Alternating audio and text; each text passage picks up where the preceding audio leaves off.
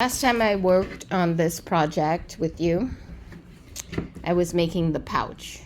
Here I am finally sitting down to continue, and I am making the sash. It's going to be an over-the-shoulder crisscross bag, satchel. So I had to make sure the sash was long enough, and I didn't want to cut a lot of new fabric, so I joined these. And the way you do that is you take two pieces. I'm going to do a demonstration, and then I'll show you. Hang on. What you do is you take two pieces of fabric of the same width. You put them at right angles to each other, so they're strips of fabric. Then you stitch from one corner to the next, and then that will let you open it up to be a single piece. And I did that 2 times on this strip. Here's one, and here's the other. Now the other, oh no, this is on the interfacing, but on the fabric strip itself, I did one here, and I did one over here.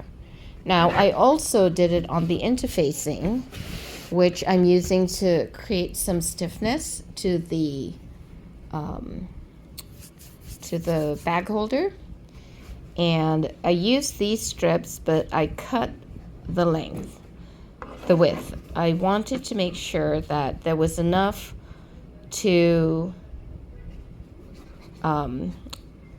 stiffen the width, but then also that it would not be too stiff. Now I have to join these.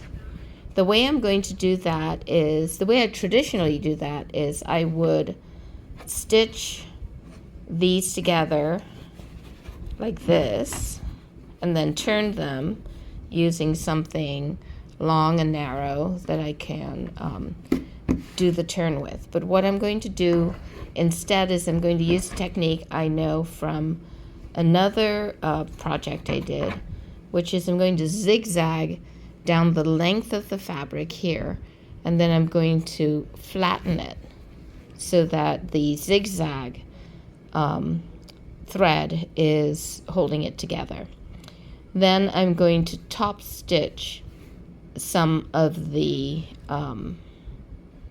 I'm not sure if I'm going to do straight line top stitch, or maybe I'd even do it something sort of quilty. Maybe it's just a straight line, but that's what I'm going to do. So let me do the zigzag now, and you'll see what I'm talking about. So here I've started doing the zigzag, and I'm just going to continue on matching the places I've ironed it, and then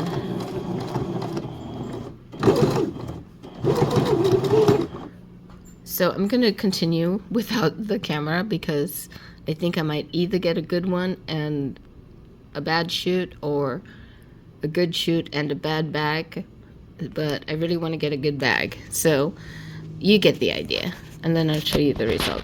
Darn it, if I didn't do it wrong. I'm supposed to have the right sides together when I do this.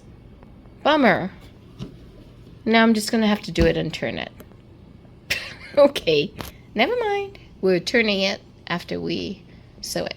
Although this is iron-on, I went ahead and also stitched it, because sometimes when you're doing the turning, the sticks will pull at this and it'll come apart. So this just makes sure that the iron-on interfacing stays ironed on. It stays in place. Okay, this is it turned inside out, and I top stitched the edges. It's not perfect. I ended up having too much overlap on some of these, and so I went ahead and made it the thickness I wanted, and I figured I'd deal with all of this stuff. Now I have to figure out how to stitch that, because that's going to be an issue. Let's see if we have any more holes. That might be the only place. Yeah, I think so. Okay. Yeah, no, there's a little hole here too. So what am I gonna do? I might just do a little tack with the sewing machine in one spot or something. Okay. To attach the strap to the bag, we're going to do it here, and we're going to do it on the other side, and I'll just make a box and then make it into an X. Okay, there it is, people, a satchel. Now I'm going to make a skirt out of this fabric, and if I have enough, I might make one out of that. So then I can wear it lots of times. I can match with 2 outfits.